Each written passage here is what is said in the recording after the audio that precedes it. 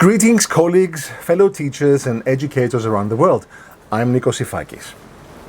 On today's Everything English Language Teaching, I want to refer to the special role of English. What I want to argue is that while English teachers are very well aware that today English is the most important foreign language in the world, they are still missing, in my view, one dimension of English language teaching that can make a real, genuine difference in their students' lives. So, let's start at the beginning. Why is there a demand for learning English? Why are there so many learners, billions of them, demanding to learn English? The short answer to that question is because English is needed in all fields of living and working today anywhere around the world. That is true, of course, but we need to dig deeper. Exactly what is needed? Well, different things are needed depending on who you are, where you live, and what your goals are. But if you are a senior high school student living in a country like South Korea, Brazil, Colombia, Turkey, Taiwan, or Greece, which is where I live, what learners need is a certificate that formally attests that they have the proficiency in English that they require. They can then use that certificate in various domains in life, like getting a job, being accepted in an international university where English is the medium of instruction, getting a paid promotion, and so on. And since this kind of certification is one of the primary motivating factors for learning English, it very often means that learning English in English language schools is likely to be heavily impacted by that very need. And this wouldn't necessarily be a bad thing if this impact didn't spread further, if it didn't permeate virtually the entire English language education system. We know that today, the vast majority of learners of virtually any age, from primary school onwards, develop an early familiarity with English. This has always been the case, even before the internet. For example, I remember myself growing up in the 1980s, listening to pop and rock songs and trying to find their lyrics. And we were also exposed to English-speaking movies and TV series that were not overdubbed, not in Greece where I grew up. Today, of course, the situation is very different. People go online from a very young age and watch YouTube videos made by people their own age living in other places in the world. These videos are in English. They play games, and as they do that, they chat or even Skype in real time with fellow players around the world. The language they use is, of course, English. So what fascinates me is that, at least in the countries I've visited, Greece and other places in Europe included, these students live a double life, as it were. They are users of English a large part of the day, playing games, watching YouTube videos, chatting and so on. And they become learners of English a smaller part of the day, where they would attend classes aiming ultimately to sit a standardized high-stakes exam that will award them the coveted certificate. What is even more fascinating is that these two lives rarely, if ever, meet. There is no real expectation to link the two, other than simply talking about your hobbies and interests during a pre-reading textbook activity. So, to come back to the question in the title of the video, what makes English special? What makes it special is the fact that it is not a foreign language. Not in the way that other languages are foreign for the vast majority of the global student population. Because what does foreign mean? According to the dictionary, it means distant, remote, unfamiliar, sometimes strange, or even exotic. Is this how you would characterize English today? Now, there are languages that are big and very popular in certain parts of the world, like Spanish, French, Portuguese, or German. They would be foreign languages for the places I mentioned above, to a greater or lesser extent, of course. Other smaller languages like Danish, Turkish, Greek, Arabic, Swahili, they would definitely be foreign languages for the people who learn them as foreign languages. No question about it. But English?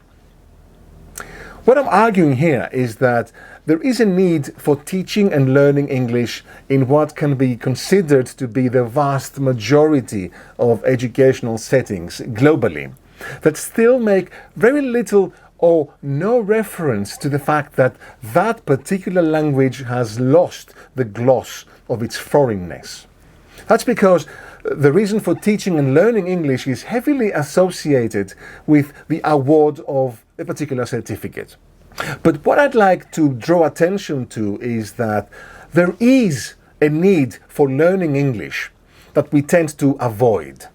And that is linking it to the skills that are not necessarily linguistic, but are very useful. In fact, they are absolutely necessary for survival in the 21st century.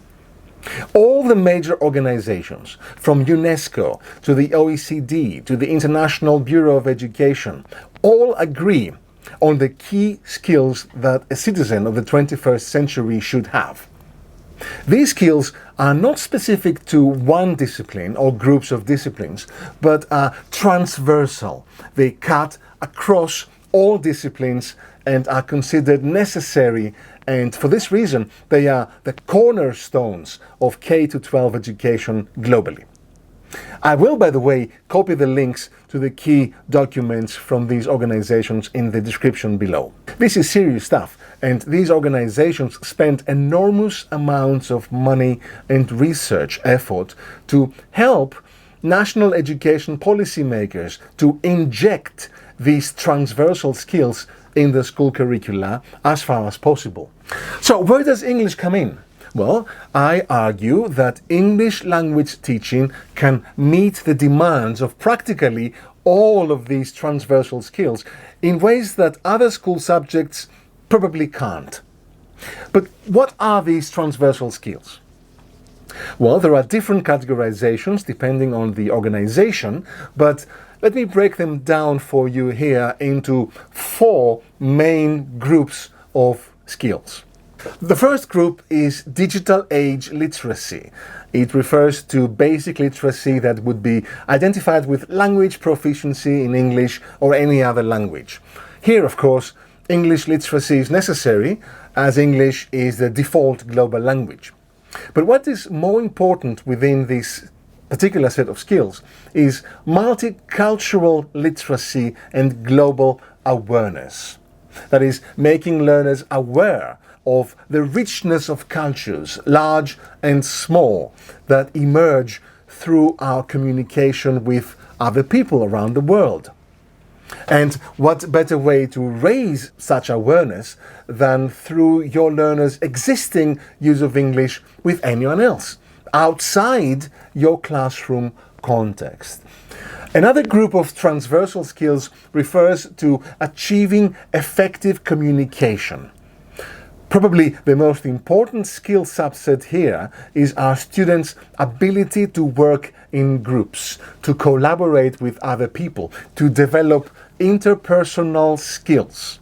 I talk about the importance of these skills in this video here.